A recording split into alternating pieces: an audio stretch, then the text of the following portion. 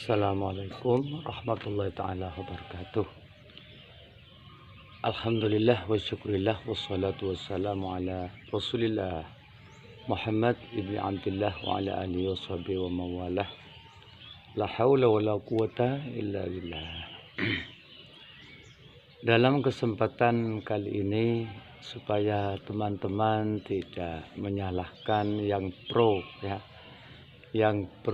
terhadap keiman, ya. Sesungguhnya mereka punya alasan, dan saya sendiri banyak alasan, banyak alasan mengapa saya berubah dari Muhibbin menjadi pro pada kelompok Imaduddin. Saya ini mencatat karena supaya tidak gampang menyalahkan orang lain, juga tidak gampang menyalahkan siapa saja. Sesungguhnya mereka sudah punya alasan, ya. Pertama mengapa saya berubah itu karena Kanjeng Nabi Muhammad SAW datang dalam sebuah mimpi. Jadi jika seseorang, apalagi sebelumnya, dia mengamalkan suatu amalan sholawat yang puluhan ribu, kemudian Kanjeng Nabi Muhammad SAW datang dalam mimpi itu, maka dipastikan tidak akan merupakan gangguan dari setan, karena setan tidak akan bisa menyerupai Nabi Muhammad SAW. Kemudian mereka itu yang bermimpi adalah sesuatu yang tidak dusta, karena yang dilihat hati itu tidak akan dusta. Sesuai dengan dalam Al-Quran, maka dzabal fu'adu ma ra'a. Hati itu tidak dusta apa yang dia lihat. Nah, dalam mimpi itu Nabi Muhammad menjelaskan bahwa ba'alawi itu mongkoti'un, maudu'un, mongkoti'un. Mongkoti'un itu artinya terputus nasabnya, maudu'un palsu, dibuat-buat, dicangkokkan. Jadi itu alasan yang pertama. Alasan yang kedua, mengapa Ahmad bin Isa itu kok makamnya ada dua, ada di Irak dan ada di Yaman. Nah, jika demikian berarti ini sudah sejak lama kontroversial. Ini pasti ada yang asli, ada yang tidak asli, pasti itu. Jadi tidak mungkin kalau memang asli tetap hanya satu, tidak akan terjadi banyak makam gitu. Yang ketiga adalah tidak adanya kitab sezaman, tidak adanya kitab sezaman yang menerangkan tentang sejarah atau catatan sejarah bahwa Ubaidillah adalah anak keempat dari Ahmad bin Isa al-Muhajir, al-Abah. Kalau yang ada di Irak itu kan al-Abah. Kalau yang ada di atau Ar-Rumi, kalau yang ada di Yaman itu al-Muhajir. Jadi pasti terekam oleh sejarah. Kemudian singkat saja yang keempat, batu nisan yang ada di Yaman itu tidak seperti batu nisan yang ada di Irak. Karena yang ada di Irak itu batu yang keras, yang padat, keras, sedangkan batu nisan yang ada di Yaman itu terbuat dari batu kapur. Sehingga menurut penelitian dalam jangka 300 tahun maka batu itu akan lapuk, akan rusak, seperti itu. Jadi ini alasan yang keempat. alasan yang kelima, ya, sebagai imam besar tidak ada karyanya, tidak seperti para mazhabul arba'ah. Mazhab yang 4 itu kan karangannya kan jelas, ya. Peninggalannya jelas, ya kan. Nah, beda halnya dengan Ubaidillah sebagai imam besar tapi tidak ada karyanya. Iya. Kemudian yang keenam, ya, selalu berseberangan dengan ulama Nusantara dalam berbagai hal, yaitu mulai sejak Utsman bin Yahya, ya, yang menjadi mufti Batavia. Padahal sudah ditawarkan sama Ki Hasyim Asy'ari, tapi Ki Hasyim Asy'ari tidak menerima. Jadi kalau Utsman bin Yahya itu berkomplot dengan penjajah, sedangkan ulama Nusantara memusuhi penjajahan. Ini kan sudah suatu kesalahan besar. Seharusnya orang Islam itu kan bersatu padu mengusir Belanda, seperti itu. Kemudian yang ketujuh, tidak adanya manuskrip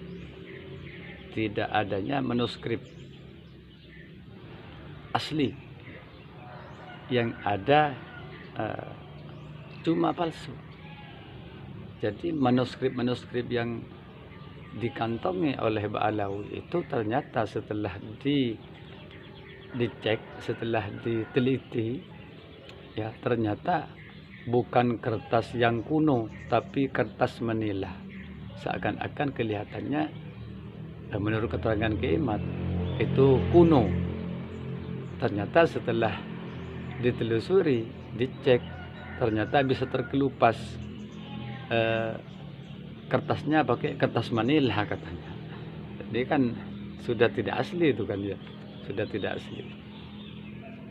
Kemudian lagi selanjutnya yang kedelapan, tertolak oleh ahli sejarah. Tertolak. Kemudian tertolak oleh ahli filologi. Kemudian yang terakhir tertolak oleh ahli DNA. Jadi ini alasan yang ke-8. Ya, yang ke-9, Ba'alawi itu tidak bisa membuktikan antitesisnya Ki Imad, ya. Sampai sekarang tidak bisa membantah. Kemudian tidak mau melakukan tes DNA. Kan seharusnya bisa melakukan tes DNA. Apa sih keberatannya? Ya. Padahal dzurriyyah Rasulullah Sallallahu Alaihi Wasallam yang lain sudah banyak yang melakukan tes DNA. Ternyata cocok dengan haplogrupnya Kanjeng Nabi, yaitu J1. Kemudian yang ke-10, tidak diakui kesohihannya, ya, oleh ahli nasab para sayyid, atau para syarif. Jadi nasab Ba'alawi tidak diakui sebagai nasab yang sahih. Ini yang ke-10. Tentunya sebagai sama-sama yang mengaku dzurriyyah Rasulullah di kalangan sayyid, habaib, sayyid, syarif, juga habaib, pastinya sama, ya. Tidak akan berbeda pendapat dalam hal nasab. Kalau masih diperdebatkan, berarti salah satunya ada yang palsu, seperti itu. Kemudian yang ke-11, para habaib itu fanatik, ya, fanatik terhadap leluhurnya sendiri. Ya, seharusnya kan seluruh umat Islam, terutama para ulama mazhab, kemudian imam-imam thariqah, itu contohnya kalau seperti di Madura kirimin Fatihah, ya. Nah, kemudian yang diagung-agungkan cuma leluhurnya sendiri. Kemudian yang ke-12, banyak melakukan pemalsuan sejarah. Pemalsuan sejarah, entah itu sejarah NU ya, atau sejarah Wali Songo, atau tentang masuknya Islam ke Indonesia yang banyak diakui atas jasa habaib ya. Kemudian lagi tentang sejarah di Nusantara. Nah, yang paling menghebohkan, yang paling fatal kesalahan yang dilakukan oleh Mbak Alawi adalah pemalsuan ratusan bahkan ribuan makam. Nah, ini sangat berbahaya, akan merusak sejarah. Kemudian alasan yang ke-13 ya, karena berbedanya haplogrup para habaib ya. Beda dengan haplogrup para sayyid dan syarif. Seperti yang telah saya jelaskan tadi, bahwa sayyid dan syarif haplogrupnya adalah J1, sedangkan habaib haplogrupnya G. Nah, ini kan sudah bertentangan ya. Jadi gugur sebagai dzurriyyah Rasulullah, karena sekarang kan sudah ada kecanggihan untuk mendeteksi ya, yaitu tes DNA. Kemudian yang ke-13 ya, yang ke-14 ya, yang ke-14 saya dengarkan ceramah para habaib itu, nah ternyata selalu mencaci maki para ulama, mencaci maki para kiai, bahkan mencaci maki pemerintah, kemudian melakukan provokasi ya, terhadap muhibbinnya agar supaya tidak loyal ya, tidak punya loyalitas ya yang tinggi, atau melunturkan loyalitas muhibbinnya terhadap pemerintah yang sah. Padahal orang NU itu akan mengakui pemerintah yang sah ya. Seperti apapun pemerintah, wajib kita tunduk, wajib kita taat selama tidak pemerintah yang maksiat, seperti itu. Kemudian yang ke-15 ya, kenyataannya di fakta ini ya, di lapangan istilahnya dawir, minta-minta ya. Bahkan yang diminta itu bukan hanya uang, bukan hanya harta benda, bukan hanya ladang, tapi ladang tempat bercocok tanam. Istri, fa'tu harzakum anna syi'tum. Jadi sampai istri pun diminta.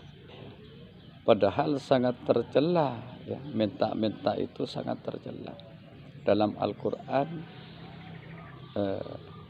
dalam banyak keterangan, kalau memang tidak terpaksa, maka ulama mengharamkan ya. Dari beberapa keterangan ulama dalam ayat-ayat tafsir ayatul ahkam, dilarang kecuali dalam keadaan kepepet ya. Kalau seperti istri diminta, gimana?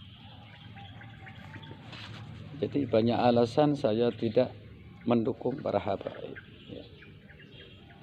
Kemudian yang ke-16, mendidik muhibbin ya, dengan hurafat yang sesat, memuja-muja kuburan gitu.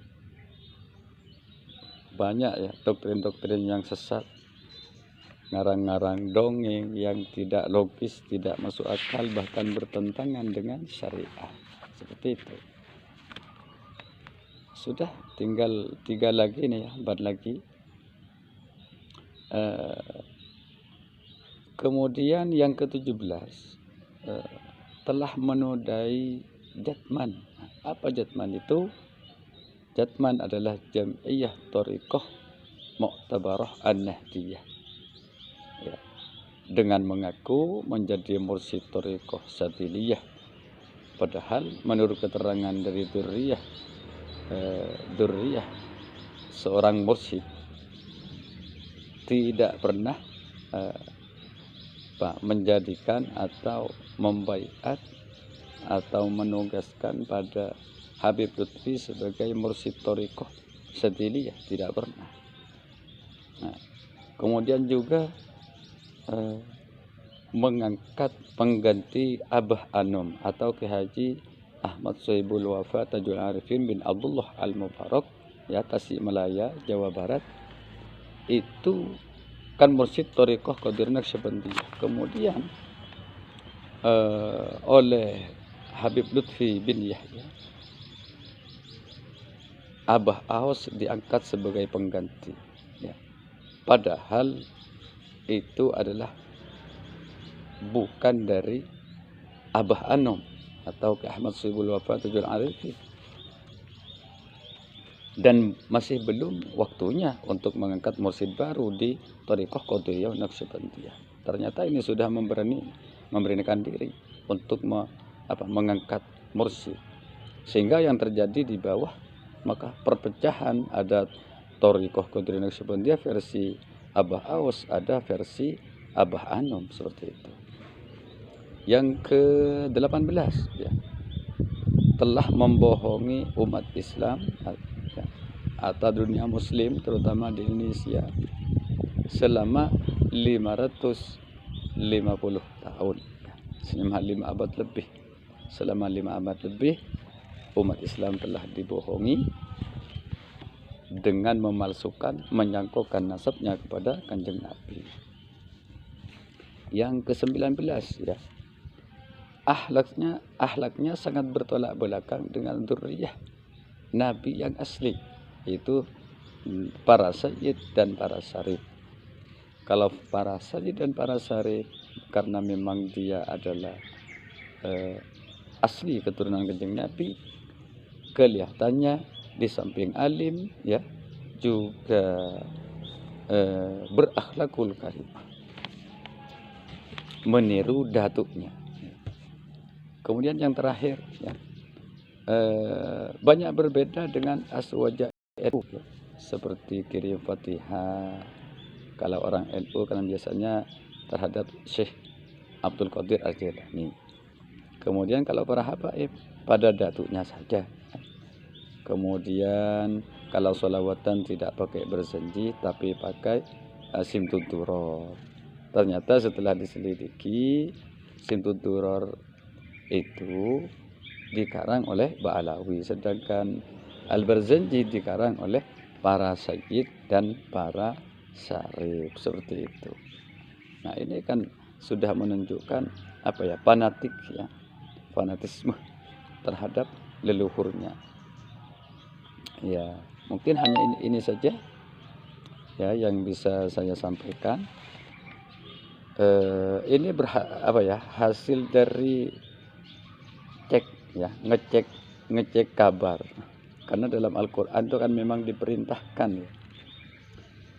Qala Allah Ta'ala fi kitabil karim, Allah Subhanahu wa Ta'ala berfirman dalam kitab yang mulia Al-Quran Karim, in ja'akum fasikun binaba'in, jika datang kepadamu seorang yang fasik dengan binaba'in, dengan sebuah berita, fatabayyanu, maka hendaknya kamu meng-cross check, karena nanti kalau tidak demikian kita akan keliru dalam bersikap, kita akan keliru dalam menentukan dukungan. Dengan demikian, ya, maka 100% saya mendukung tesis GIH, ya. Jadi selama 40 tahun saya menjadi muhibbin, sekarang dengan terpaksa karena sudah bukti nyata tidak bisa mengelak lagi dan sudah mustahil, ya. Jadi mustahil nasab Alawi ini untuk pulih kembali, mustahil nasab rungkatnya Ba'alawi ini bisa tertolong, ya, karena sudah banyaknya bukti-bukti yang sudah saya ketahui, dan banyak hal mungkin yang belum saya ketahui, hanya 20 ini. Jadi intinya dengan 20 alasan ini maka 100% saya keluar, tidak mendukung habaib. Semoga bermanfaat. Sekian. Wassalamualaikum warahmatullahi wabarakatuh.